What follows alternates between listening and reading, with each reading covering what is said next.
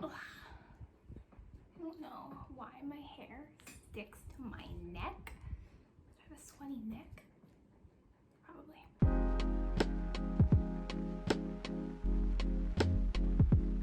Hey everyone, welcome back to my channel. My name is Kate and I'm a first year high school biology teacher, and in today's video I'm going to be sharing my student teaching experience as well as the do's and don'ts for student teaching and some tips for you guys if you're starting your student teaching this year. So I talked about this a little bit in my teacher tag video, so if you haven't watched that, please go check it out just for some more information about me. But for some background for this video, I completed my student teaching in the 2019-2020 school year and I finished it this past May. So it was very interesting and I just wanted to share a little bit about it, that way you guys know where I'm getting my tips and my do's and don'ts from. So let's just get into it. Okay, so I talked in my teacher tag video where I got my certification. I think I talked a little bit about it, but I got my MAT, which is a Master's in Arts of Teaching, because I already had my degree in biology. So in order to get certification in my state, I just did a master's program, and a part of that master's program was to do student teaching. My school actually did not call it student teaching. I mean, everyone did, but it was officially called your clinical practice. So before I did my clinical practice, I had to do something called a clinical experience, which whatever, it is what it is. And I'm actually going to have a whole other video talking about my MAT program and how I became a teacher, my teacher journey. So this is just one important snippet of it, but I mainly want to talk about the do's and don'ts. So in my MAT, we had to do our student teaching, and because I did a 1-year MAT, I basically had to take a whole year's worth of classes in one summer, and that was the summer of 2019, and I started my student teaching in the fall of 2019 in September. So I got my placement in the end of July, the beginning of August, and I connected with my cooperating teacher, and she was amazing. And where I was placed, I had to essentially do my student teaching the way my university does it. It's a little bit, I don't actually know if it's different, but it was a year-long student teaching. But in the fall, it was 100 hours or more of observations where you're going into the classroom at a minimum of 100 hours and doing whatever you can. It mainly was supposed to be observations, but we also had to do 3 lessons that were supervised by our supervisor and evaluated. So we had to do that as well. So in the fall, that was my main responsibility. And where I was placed, I was lucky that when I took over full time in the spring to do my actual student teaching, it was in the same school with the same teacher and the same class, because I was at a high school. I was doing CP biology, which is our just standard biology. I had 2 sections of honors, and 2 sections of AP biology. So I pretty much got all of the preps, and I actually chose that route. This is kind of, well, I guess it was rare for me because none of my friends really got to choose their placement, but I did, because there were 2 options for me. I either could do a school with all CP biology or a school where I would do 3 different preps, and I chose that route, and I'll explain why a little bit later because it's one of my tips and my do's for student teaching. So when I did the fall semester, it was just 100 hours, but I did more than just observing. I was helping with labs, I was helping with worksheets, I was grading, I was helping with lesson plans and brainstorming ideas of what to do for labs. So that's just what I did, and that was the role I took on. Your situation at your own placement school may be completely different. You may be teaching way more. It's just what I had to do in correspondence with my university's student teaching program. So then in the spring of 2020, I took over full time. So I think it was the end of January technically when my university school resumed from winter break, and that's when I took over full time for student teaching. And shortly, my voice is cracking, sorry. I'm having like a problem talking today. Sorry. Shortly after I started doing my full-time me teaching, our school was attacked with malware, ransomware. So essentially we couldn't use the internet, we couldn't use any of our computers So I had to go all paper-based, which was totally fine, except I also had to do my EdTPA. And for those of you who don't know what the EdTPA is, because your state doesn't do it, or you're thinking about becoming a teacher and you're watching this video, the EdTPA is in my state at least, is a mandatory assessment that evaluates your teaching in a way, and it's required to get your teaching certification. So I will have a whole other video talking about the EdTPA and how I passed the first time, because it's honestly a lot.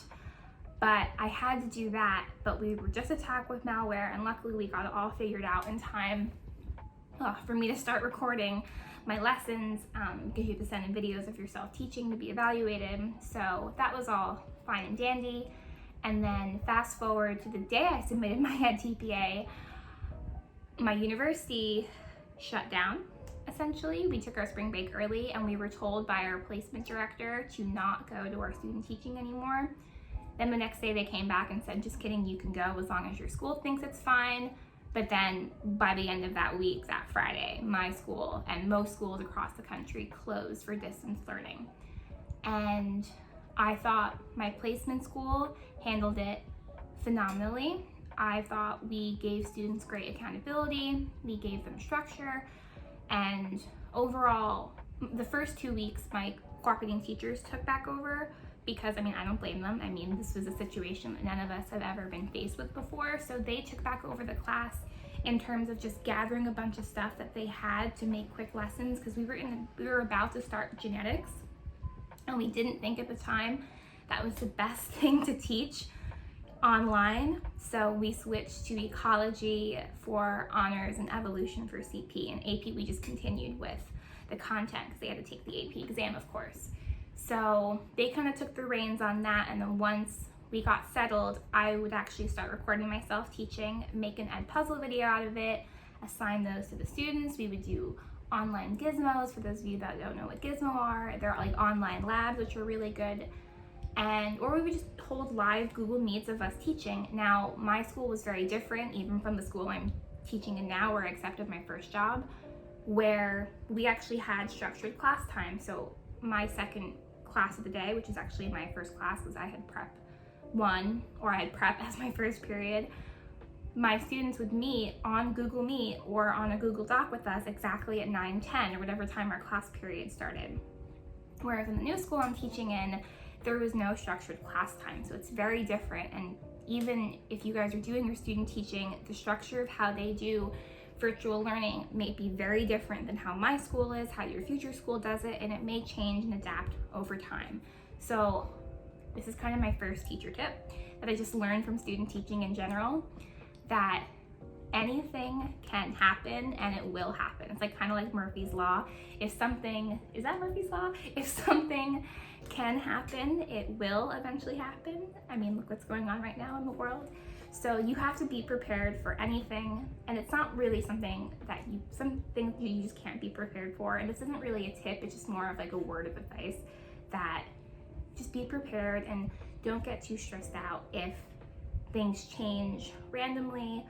I had a change in supervisors over the year. We were attacked with ransomware, and TPA, everything. It was just a crazy year, and what kept me going was, even though it was hard, I realized more and more that it was just what I loved doing. And even the hard things, not that they were enjoyable, but they were, is that a word, endurable? I don't think so, but I was able to endure it because I love teaching so much. So overall, I guess my first general teacher tip is just be prepared and expect anything to possibly happen. So yeah, because I had one crazy year, and I'm sure if you guys are going into student teaching for the 2020-2021 school year, or even any school year going on, if you're watching this, you know, a year or two from now, the world of education is rapidly changing in our country and across the world. So honestly, just be ready to accept change if it's for the best of your students and for your work environment. So that's my first tip, I guess. I didn't really have that planned, but I guess as I was speaking, I realized that. Okay, so that was pretty much it. I mean, what I didn't really mention is I had the best relationship possible with my cooperating teacher. She was amazing. And I ended up getting another cooperating teacher because they were best friends, and she was our ICS teacher for CP. So they were both fantastic, and I was very lucky. They helped me with my Ed TPA. So yeah, I had a wonderful experience. And I'll talk a little bit about how that relates to one of my tips and my do's and don'ts. Okay, so let's go into my real tips that I have. Okay, so tip number 1, be professional. I know that this is exciting, and I guess from watching my videos right now, you guys may think I'm not the most professional person in the entire world, which is fine, but go into this professionally. And I know that sounds kind of silly for me to say, or even for you to hear, but for some people, this may be your first time ever teaching in a classroom in a formal setting. And this is not the time to joke around. This is not the time to, be a silly kid in college, because this is for real. You're working with real students, with real families, real parents who care about their child's education. So when I mean be professional, I literally mean make sure all your social media is on private, because I assure you, once parents find out they have a student teacher, a young brand new student teacher, and the age of technology, they're gonna Google you. I mean, it's just a fact. It is what it is, unfortunately. I've heard a story of a girl last year who had to end up leaving her student teaching placement because some parents found her social media online and they did not approve of her being in that school district. So honestly, it's not even, it's just, it is what it is. I mean, this is the time where you're entering the professional world, and I don't want to sound like a goody two-shoes, but seriously, be professional, put your social media on private, and be prepared for people, parents, colleagues, coworkers, to expect you to not be professional because you're young. So put on your best outfit, look professional, look like an adult. And I know that sounds silly, but this is just stuff that my school told me to do. I mean, it is what it is. And yeah, just be professional. I know it's exciting, but honestly, most student teachers end up being hired in their placement school. So if you act professionally and you take this seriously, your principal, your mentor, your cooperating teacher, they're gonna see that, and maybe even the superintendent. So it's really important to stay as professional as you possibly can. That's my tip number 1. Okay, tip number 2, try and meet as many teachers, introduce yourself to as many faculty members as you possibly can, especially teachers in your content area if you're in high school or middle school. And if you're in elementary school, introduce yourself, or have your cooperating teacher introduce you to other teachers of other grades. Say you get placed in 2nd grade for student teaching. That doesn't necessarily mean that you will be teaching 2nd grade when you get hired. So it's really good to familiarize yourself with other teachers of other grade levels, of other content areas, because you never know what you may end up teaching. In my case, I've never taught anatomy before, but that may be expected of me at my current job. Now, I was lucky that my cooperating teacher was also the AP, or the anatomy teacher of my school. So I was able to get some insight from that, even though she didn't teach it this past year. But for instance, if you're a math teacher, you may not always be teaching algebra. You may have to teach algebra 2. You may have to teach geometry. You may have to teach AP calculus. I don't know.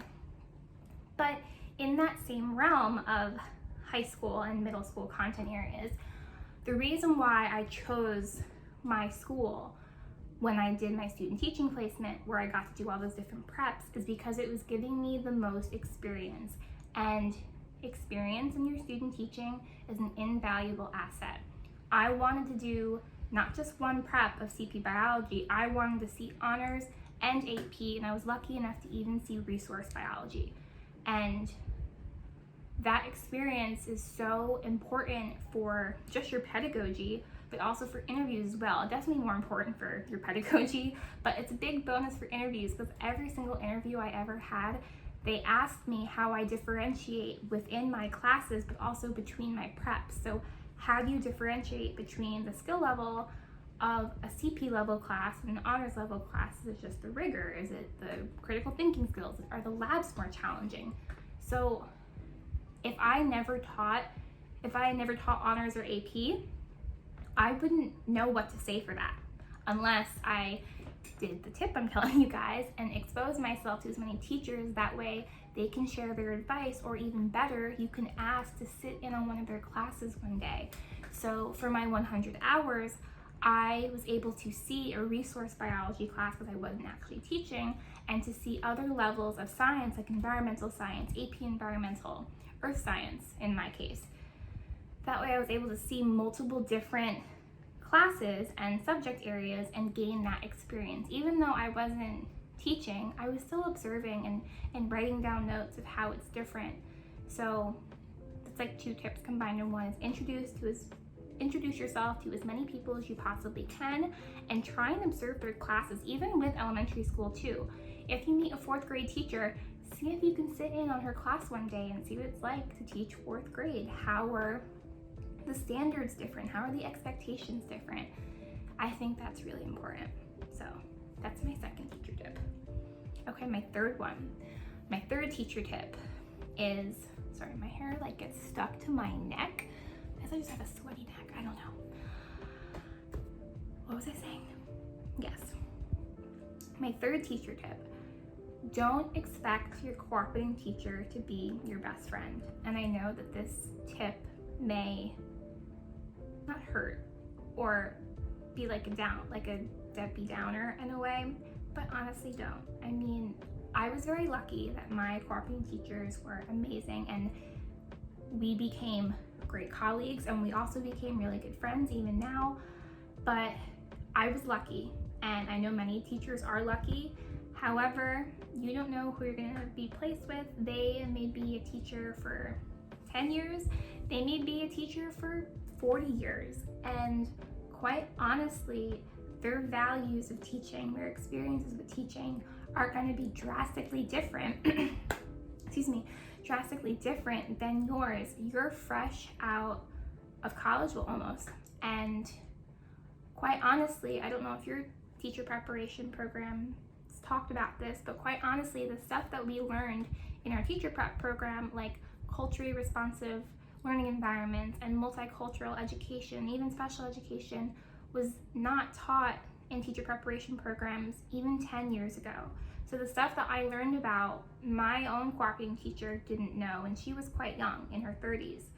So they're gonna have very different views on education than you might, and that's okay as long as they're not hindering your learning experience. Because like I mentioned with my teacher tip number 1, with Be Professional, this is very good experience for you guys. The whole point of student teaching, right, is to gain invaluable experience and knowledge, and to put that into good practice, hopefully your first year. So as long as your cooperating teacher isn't preventing you from learning, don't be discouraged if they're like, they don't want to get drinks after class, or if they don't want to text you on the weekends, or if they don't want to go see a movie, because that's not the reality. They are your coworker and also your mentor at the end of the day. They're there to help you grow as a teacher, learn as a student, and ultimately be the best version of yourself and the best version of a teacher you possibly can be.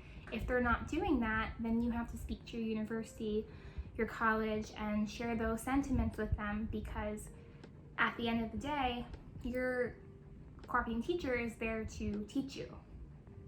So if they're not doing that, you have to say something, because you guys are paying the big bucks for your student teaching. My student teaching was 9 credits, and we had to pay per credit because I was in grad school.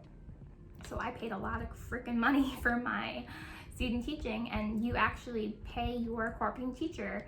That's how it was in my state, and that's how it was at my school. So if they're not doing their job, then you have to speak up.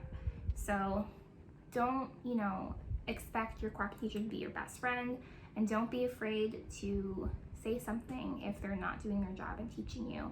I have had multiple of my friends this past year not have great experiences with their cooperating teachers. They weren't helping them with EdTPA, they were nasty, they were discouraging, and that's not honestly what a teacher should be in general, and definitely not what a cooperating teacher should be. So if you're having problems, don't be afraid to say something, because this is your experience, this is your time. So yeah. Okay, sorry. sad, I guess. Okay, number 4. This kind of goes in with number 2. I guess I should have lumped them together, like did this one after number 2. But my tip number 4 is, I know this will be different this year if schools are online, which I'm sure some of them will be. But my 4th tip is be involved as you possibly can with clubs, sports, with activities, whatever interests you. If you were on a soccer team in high school, go find a soccer coach. See if you can sit in on a few games. See if you can find a club that you did in high school or a club that isn't there, and maybe you can try and start one up for a year. I don't know, but try and be involved as you possibly can, because it goes along with number 2 and number 1.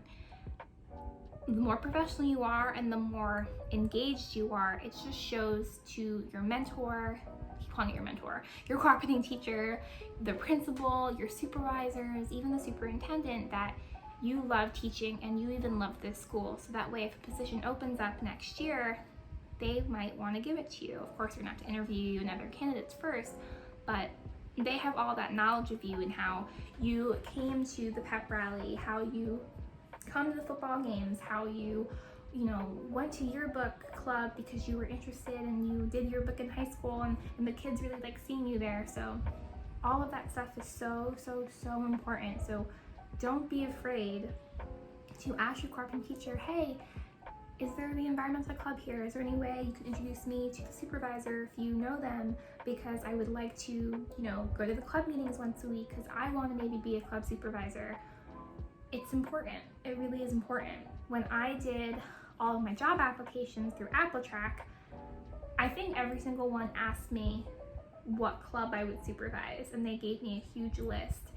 And I was lucky that I got to supervise clubs in college, and I was in clubs in high school, and during my student teaching, I was able to be a part of the GSA. So yeah, it's important. Definitely try and reach out to as many people as you possibly can, and just stay after a few times a month for a club meeting. I mean, it's not going to take up that much of your time, and if you genuinely enjoy it, then you'll enjoy it, and it's a good experience at the same time. I think those are all the tips I had, actually. I had number 5 listed, but I honestly, my brain was like, so yeah. Okay, now here are kind of like my do's and don'ts. These are like, they are tips, but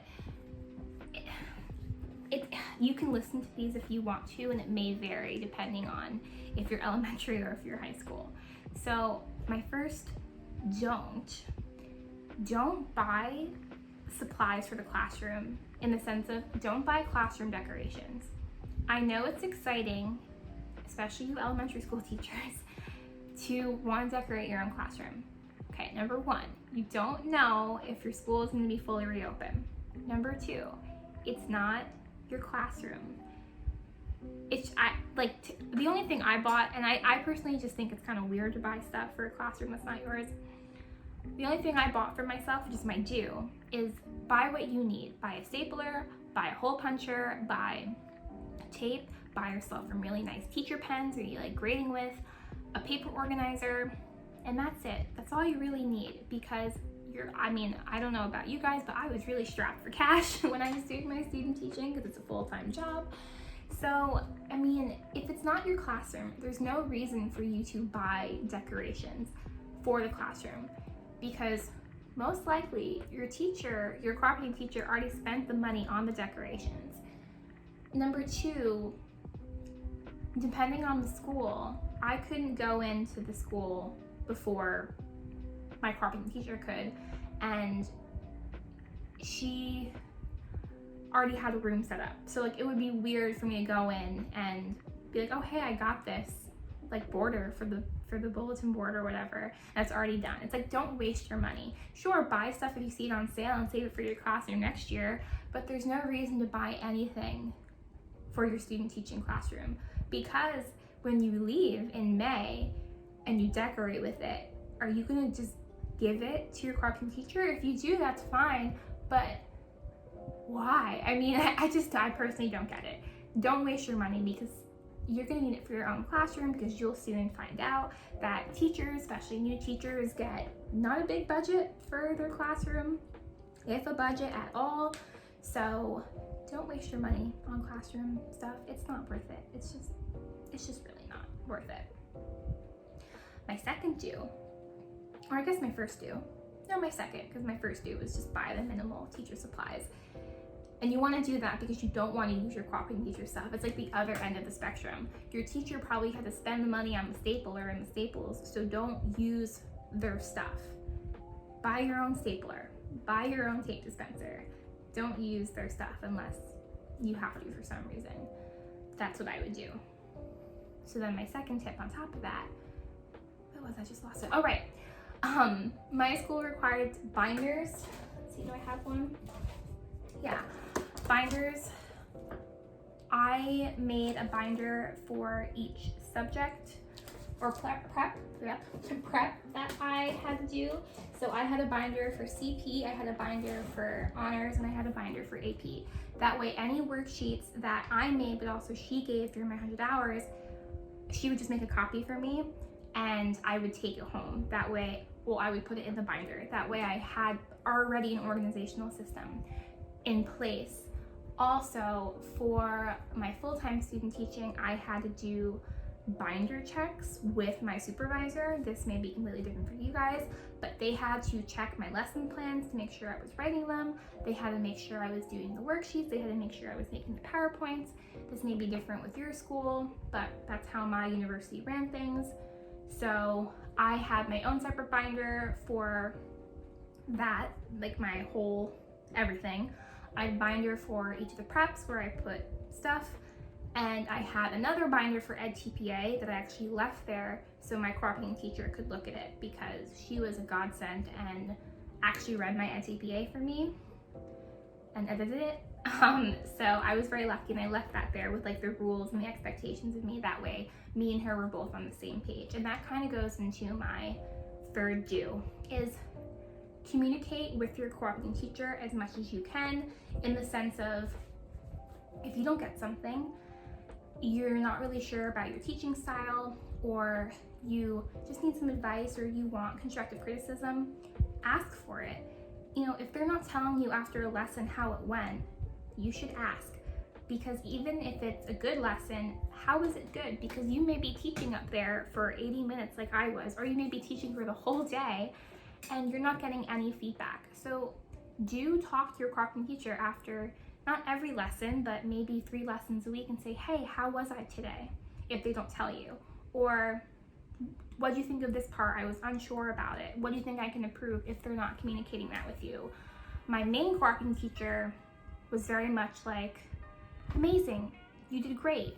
And my second one, she was more very specific. She'd be like, you said perfect too much. And like, to me, I need that feedback, because she was right. I said perfect like 52 times, or not that many.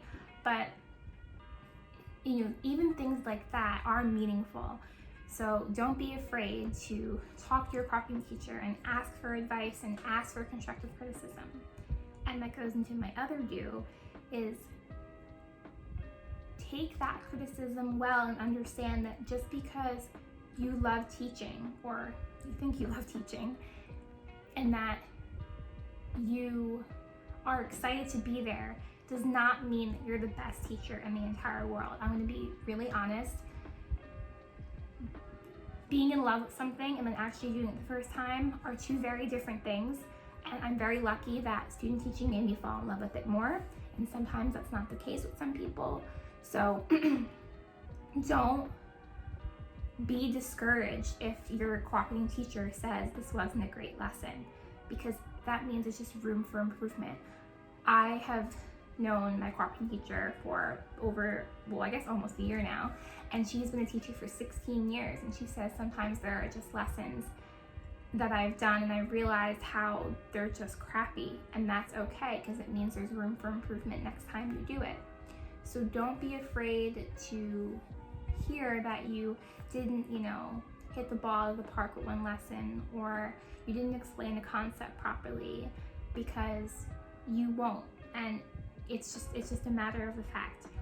The whole point of your student teaching is to finally put all of those skills and your content knowledge into practice.